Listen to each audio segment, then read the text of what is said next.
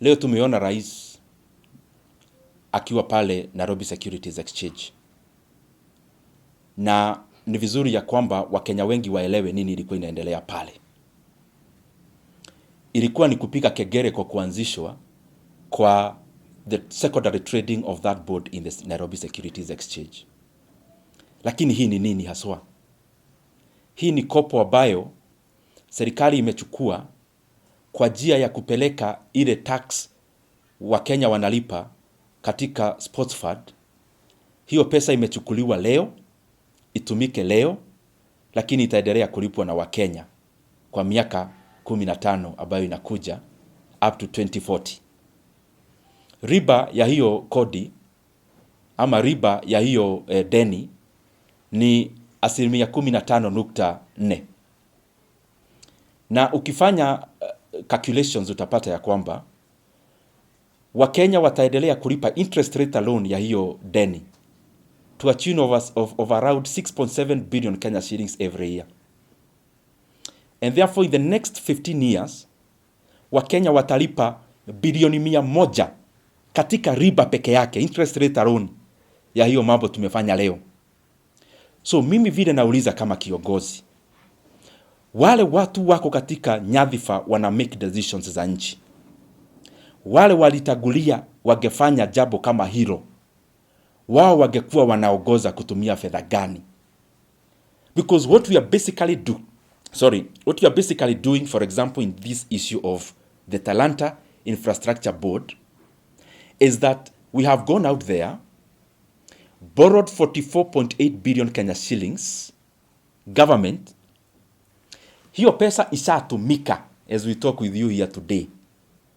Inatumika na ingine ishatumika, lakini italipwa na Wakenya for the next 15 years.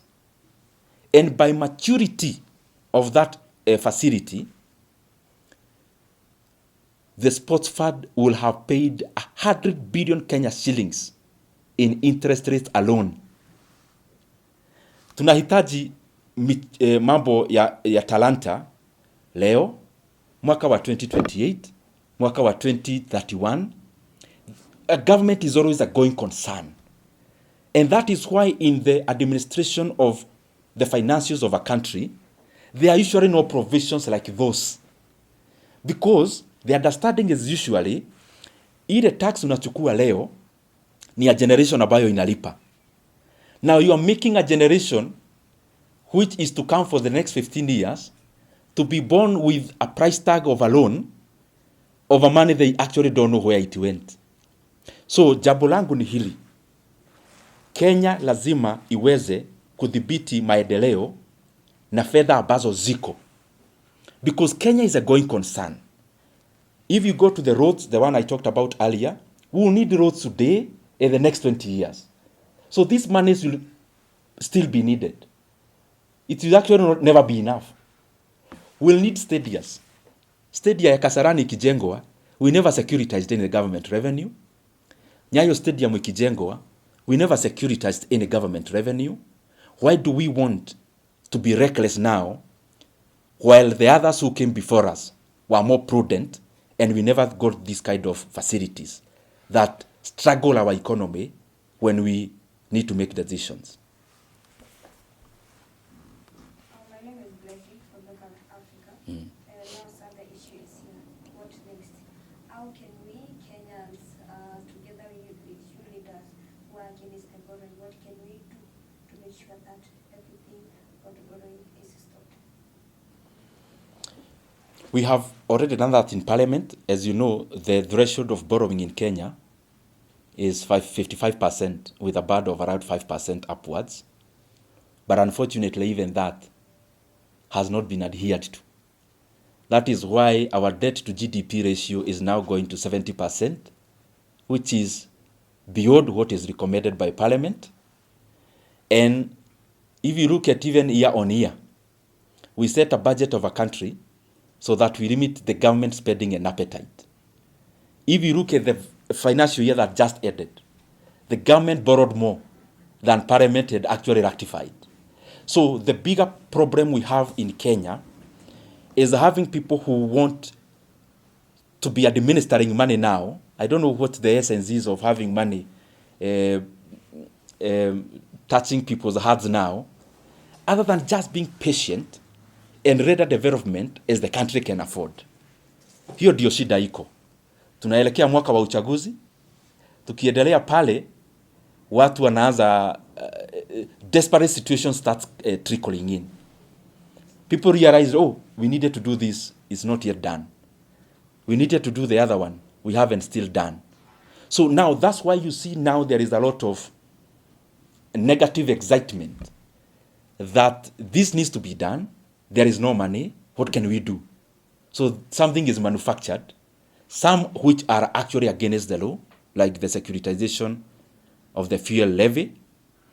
And then we add having our country on a cliff. And we need to borrow because the laboratory of economics is history, and also having comparative analysis with other jurisdictions. Zambia, before the current government came in, was in the same situation, where the president then needed to achieve so much. So what did they do? Because on the government debt book is already overstretched, and the lenders are telling the government, you need not to borrow more. If you borrow more, we increase interest rate. Then the government became clever and started another secret book of debt. That is where we are. That our country now have a mainstream debt book, which if you go to the National Treasury, you'll see it as the sovereign public debt. But because we want to be clever, now the government is now going and opening secret books of secret debts. One being the Talanta Infrastructure Board, which is a secret debt taken by government, with a lot of kizugumigi around it. Even the naming I saw was very flowery. I think Lindsay Finsco. So that when Kenyans see that kind of a name, you actually don't even want to bother questioning it. But we are basically borrowing against the law. We are borrowing off the book. We are overburdening the current generations, and we are also overburdening the future generations in a very reckless manner. Let me play this devil's advocate in the last question and ask you what you'd have done different. There's a phrase that goes around that you can't suddenly sound very clever. You've heard that. The limitations that this particular administration is facing in terms of financing are limitations that were created by previous regimes. Indeed, by the time President Ruto was taking over office, our debt to GDP ratio was about 67%.